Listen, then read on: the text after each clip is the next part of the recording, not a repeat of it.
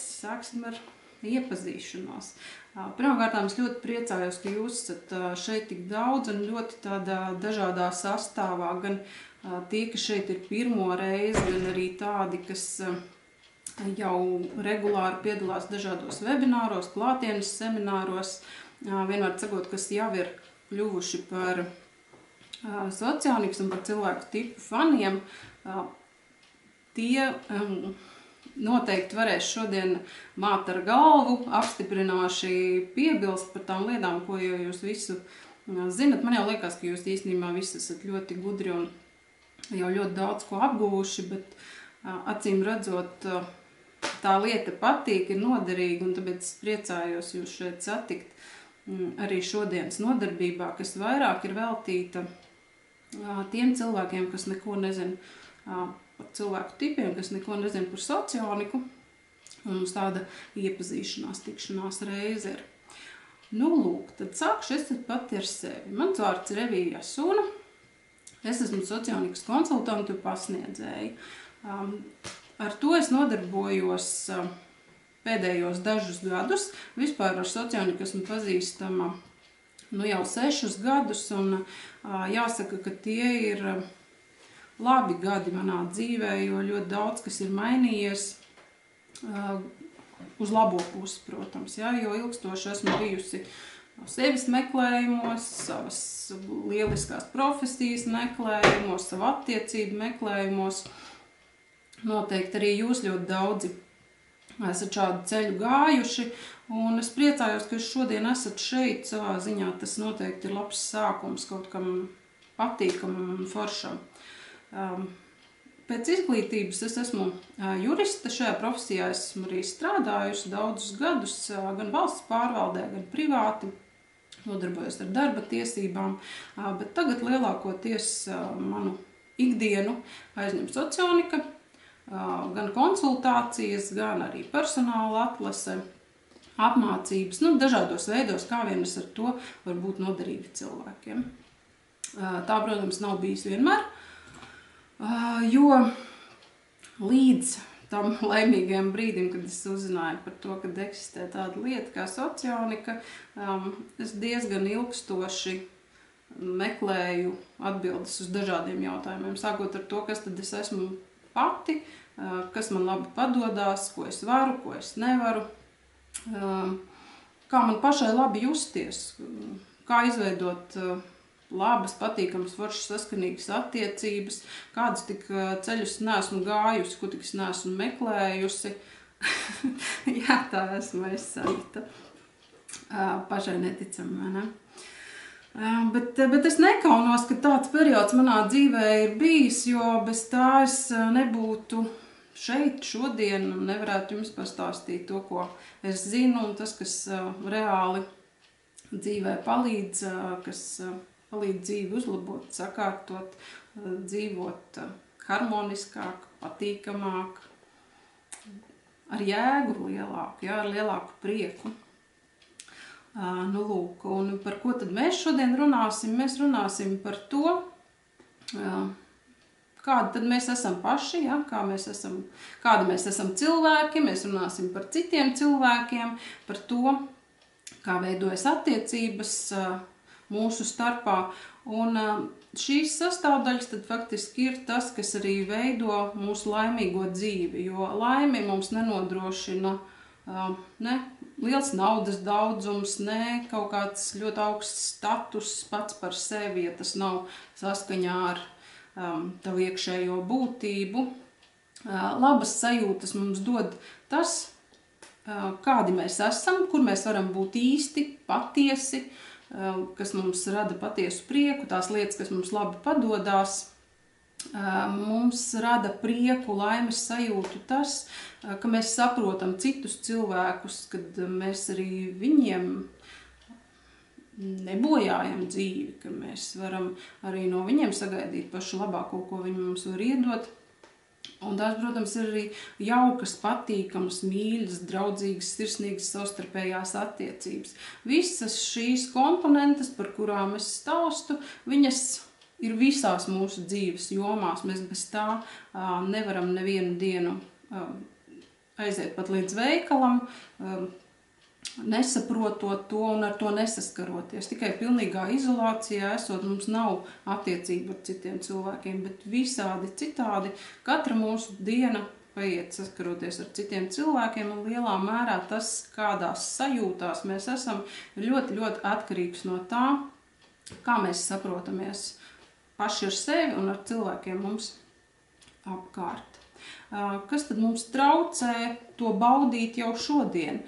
Es ticu, ka noteikti ir tādi cilvēki, kur arī bez socionikas zināšanām spēja savu dzīvi sakārtot, viņiem tas lieliski padodās vai apzināti vai ar kādām neapzinātām metodēm, bet ļoti, ļoti daudzi cilvēki tomēr risina dažādus jautājumus, gan šo savu iekšējo dialogu, nesaprot paši sevi, nesaprot citus cilvēkus, nesaprot, kāpēc attiecības kādreiz izveidojās un kādreiz nē, pat tad, ja viņām ļoti lielu piepūli velta. Tad ir tā, ka lielāko tiesu to visu nosaka zināmi stereotipi.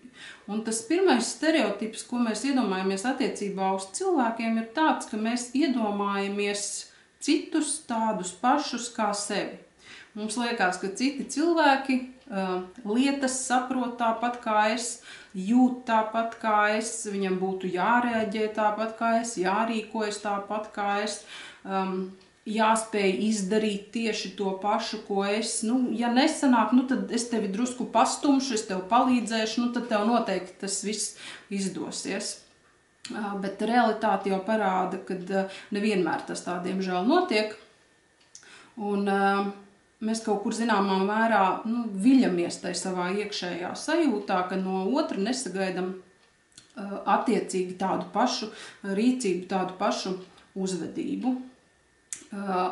Tas citreiz liek aizdomāties par to, ka vai tas ir labi, ja es kaut kādā mērā atšķiros no citiem cilvēkiem. Tā mēs arī tādā neziņā par sevi būdami, varbūt kādreiz novērojot, kad man tomēr gribās rīkoties citādāk nekā citi cilvēki dara, nekā viņi no manis sagaida, bet tad atkal daudziem ieslēdzās bailes par to, ka es varētu izcelties, varētu būt kā tāds baltais zvirbulis, un ko tad par mani padomās. Un tad labāk nē, tad labāk es tās savas vēlmes, patiesās vajadzības, labāk es viņas kaut kur noslāpēšu, labāk es neizcelšos, tad es dzīvošu mierīgāk, bez visādiem pārpratumiem, un tad tik gan būs labi un īstā dzīvošana. Bet šis stereotips ļoti traucē. Traucē mums augt un attīstīties, traucē mums būt pašiem. Un tādā veidā mēs sevi ļoti kaut kur pazaudējam. Un ir arī otrs stereotips, kad visu ir iespējams sevi mainīt. Tikai tad, ja mēs ļoti, ļoti pacentīsimies, ja mēs ļoti gribēsim, tad tas mums pilnīgi noteikti izdosies. Tas liecina par to, ka mēs īsti sevi nenovērtējam, kad ir kaut kur ārpus mums kaut kāds etalons, kāds cilvēks, kurš ir labāks, kura darba metodes mums patīk labāk nekā tas, kā mums pašam sanāk. Ka ir, piemēram, kaut kāds veiksmīgais kaimiņš, kuram mūsuprāt dzīve ir pilnīgi izdevusies. Viņam ir forša sieva, brīnišķīga māja, laba mašīna, naudas pietiek. Tad sākam skatīties, ar kādām metodēm tad viņš darbojās. Tad paņemšu to metodi, ar kādu viņš strādā. Tad viņš 5 no rīta ceļās, strādā līdz 11 vakarā, nezinu, ne rīta, ne vakara. Un tā viņš ir sasniedzis tās savas veiksmīgās lietas, tos savus panākumus. Mēs mēģinām strādāt ar šo cita cilvēka metodi. Visbiežāk ir tā, ka mums tomēr nesanāk. Mēs neiegūstam to rezultātu, un tad mēs nevaram saprast, kur tad tā vaina. Es visu darīju tā kā teicu, tā kā pēc receptes, bet vienalga man nekas nesanāca. Bet katrs jau pats sev mēs varam tagad ļoti godīgi atzīties, cik garš mums ir tas periods, kad mēs varam censties būt par kādu citu. Man, piemēram, ir tā, ka es neesmu ārkārtīgi tāda čakla uz ārējā izskata spodrināšanu. Man tās lietas tādas nav īpaši būtiskas un aktuālas, tāpēc es ļoti bieži darbos iegrimstot, es mēdzu par sevi aizmirst. Un tad es tā kā atjēdzos, ka, paga, šitā taču dzīvot nevar. Pasties, tāda riepiņa drusku uzaugusi, kas tad ar matiem tagad notiekās, kas mums ar nagiem notiekās, ārprāts, kaut kā jāsaņemās, jārīkojas citādāk. Un tad, piemēram, par diētām man parasti ir tā, ka manis pietiek 2 nedēļām. Uz 2 nedēļām es spēju mobilizēties, 2 nedēļas es spēju rīkoties citādāk, bet pilnīgi noteikti, ka tās 2 nedēļas ir pagājušas, ļoti gribās atslābināties un beidzot būt tādai, kā es esmu patiesībā.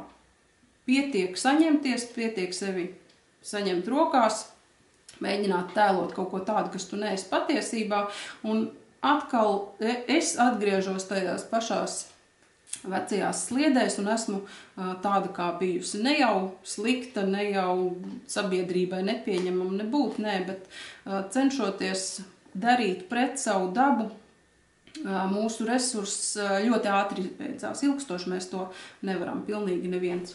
Un ko ir arī ļoti svarīgi saprast, kad mēģinot noniecināt sevī to, kas mūsos ir labs, un cenšoties attīstīt to, kas varbūt mums liekas vērtīgs, ir citos cilvēkos, par katru cenu cenšoties kļūt par kādu citu, mēs jau nekļūstam par super cilvēku. Īstenībā mēs kļūstam par kaut kādu tādu īpatnēju radījumu, kuram tāpat neviens nenotic. Jo jūs jau arī katrs pats labi apzināties, kad jums patīk iet pie tiem cilvēkiem, kas ir savas lietas meistari. Patīk iet pie lieliskiem ārstiem, patīk iet pie friziera, kas ir no dabas šim darbam radīts. Mums patīk iet pie lieliska pavāra garšīgi paēst. Mums patīk, ka autoservisā mūs apkalpo cilvēks, kuram no dabas uz to lietu ir talants. Mēs tomēr netiecamies kaut kādas lietas īstenot pie cilvēkiem, kas to dara ar gariem zobiem. Bet kāpēc mēs iedomājamies, ka mums pašiem kaut kādā mērā tās spēcīgās lietas sevī būtu jānoliedz, jānoniecina? Tas nav pareizi, jo tad, kad mēs atstājam novārtā to, kas mūsos ir no dabas ielikts, tas, kas mūsu patiesais talants, mēs pievēršoties savām vājajām pusēm, mēs nekad šajā jomā nekļūsim par profesionālu, mēs nekad nebūsim labi, lieliski un superīgi jomās, kurās mums ir ārprātīgi sevi jālauž. Mēs tur varam izaugt tikai par viduvējību, par tādu viduvēja līmeņa speciālistu, bet mēs nekad nebūsim eksperti tajā jomā, kas nav atbilstoša mūsu būtībai, mūsu dabai. Protams, ir tā, ka visi cilvēki var izdarīt visu, ja ļoti saņemās, ja ļoti grib, ja apstākļi to spiež, ja nav citas izejas. Bet jautājums ir par to, kādā tas būs kvalitātē izdarīts. Un kā pats cilvēks jutīsies darot to, kas ir pretējs viņa iekšējai būtībai. Jā, nevar noliegt to, ka mēs visi dzīvojam ar dažādām maskām. Dzīve spiež mums būt ļoti, ļoti dažādiem. Mēs reti kurš varam atļauties būt īsti, patiesi. Mēs dažādu apstākļu dēļ ļoti bieži nevaram atļauties darīt to, kā mums patiešām gribētos, tāpēc, ka mums ir jāaudzina bērni, tāpēc, ka mums ir jāpelna nauda, tāpēc, ka mums ir jāatbilst kaut kādām sabiedrības normām, kritērijiem. Ļoti daudziem cilvēkiem ap mums ir kaut kādi plāni saistībā ar tevi. Ja? Vecāki kaut ko sagaida, bērniem savas vēlmes un vajadzības, draugu lokā, lai iederētos, ir kaut kādi, kritēriji jāizpilda. Darbā no mums ļoti daudz ko sagaida. Ja mēs esam vadošā amatā, tad vispār ļoti daudz ko no mums sagaida. Ja? Gan tie, kas ir to amatu uzticējuši, gan padotie, gan pašam pret sevi ir kaut kādas prasības un ambīcijas. Tāpēc arī ļoti bieži ir tā, ka jo mēs vairāk kaut kur dzīvē esam kaut ko piedzīvojuši, kaut kādas lietas spējuši izdarīt, mums vispār ir ļoti grūti saprast, kāds tad es esmu īstenībā, kur tad ir mana patiesā daba, kā man gribētos, ja uz mani neviens neskatītos, kāds tad es būtu. Jo tāpēc, kad mēs esam jau ar tādu slāni apauguši, darot kaut ko tādu, ko citi no mums sagaida, tāpēc pašam sevi atpazīt ir ārkārtīgi grūti, un tas ir arī tas, ko mēs daram mūsu webināros, semināros un klātienes nodarbībās, kad socionika mums dod to iespēju saprast, kāda tad mēs esam īstenībā, kāda ir mūsu patiesā daba. Un tā labā lieta, kas nākotnē mums var noderēt un iedot iespēju paskatīties pilnīgi ar citām acīm uz cilvēkiem, ir tas, ka mēs šeit nojaucam stereotipus. Mēs pārstājam šeit domāt tā, kā tradicionāli mūsos ir ieaudzināts domāt un saprast par cilvēkiem, par sevis paša spējām, par to, kā veidojas attiecības cilvēku starpā. Šeit tam visam tiek iedotas pavisam jaunas acis. Turklāt tas ir tik patiesi, kad jums nav nekas jāiemācās šeit. Te ir tas, ka mēs vienkārši iemācamies lietas saskatīt, iemācamies viņas novērtēt tādas, kā viņas ir patiesībā. Tas tāpatām kā piemēram, līst ārā lietus. Ja mēs nezinām, ka tas ir lietus, tad mēs sākam par to filozofēt. Kas tagad ir noticis? Vai tās ir Dieva dusmas, vai tas ir pasaules gals, kas te par ārprātu notiek, tagad ūdens gāžās uz galvas, vai tad tas vispār kādreiz beigsies. Bet tad, kad mums ir šai lietai definīcija, nosaukums, jā, mēs zinām līst lietus, tas nav nekas nāvējošs, tas parasti ir pārējoši, tas var radīt slapjas drēbes, kaut kādas zināmas neērtības, bet tas nav nekas briesmīgs. Un tāpat arī attiecībā pats uz savām spējām, uz citu cilvēku spējām un arī uz savstarpējām attiecībām, mēs vienkārši to nodefinējam, saprotam, kas tas ir, kādas tam ir sekas un kādi no tā visa var būt ieguvumi. Mēs šeit mācamies saprast katrs pats sevi un mācamies caur to, kad vienkārši apzināmies to, kas katrā no mums ir ielikts, kas ir mūsu dabiskās stiprās īpašības un kas mūsos ir nevisai spēcīgs, ja, kas ir vāji attīstīts. Tad saprotot to katram pašam par sevi, mums ir daudz vieglāk pašam sevi pieņemt. Mēs zinām, kāds ir tas diapazons, kurā man darboties ir komfortabli, kurā es esmu rezultatīvs, kurā man nav sevi jāpārtaisa par kādu citu, ka man nav ar pilnīgu neizpratni jāskatās uz kādu, kurš no manis prasa kaut kādas lietas, ko es ļoti, ļoti gribu izdarīt, bet nevaru. Un mēs tik daudz pavadām laika sevi šaustot, mokot par to, kad ārprāts man to palūdz izdarīt, bet es taču nemaz nevaru. Kur man iet tagad, kādu metodi man meklēt, lai es to varētu izdarīt? Tad saprotot, kur ir manu iespēju robežas, es pārstāju sevi mocīt tajās lietās, kuras nav man viņas dotas. Un ir daudz, daudz vieglāk dzīvot, daudz vieglāk veidot savu dzīvi kā tādu, karjeru, attieksmi pašam pret sevi.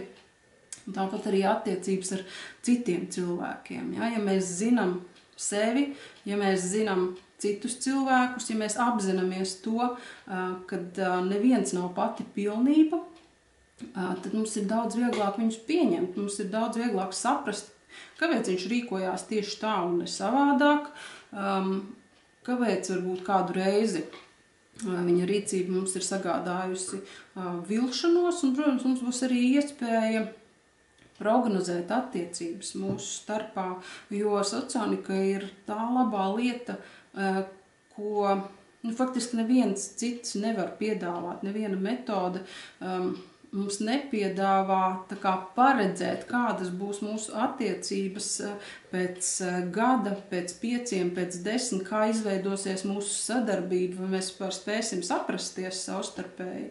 Tad socionikā ir šī lieliskā lieta jau iepriekš saprast, ar kuriem cilvēkiem mums ir pa ceļam, bet no kuriem mums pēc iespējas tālāk jāturās. Un tas nav tā, ka jums tas viss ir jāpiedzīvo uz savas ādas dzīvē, un tad tik jūs varat izdarīt secinājumus. Šeit ir otrādāk. Ja?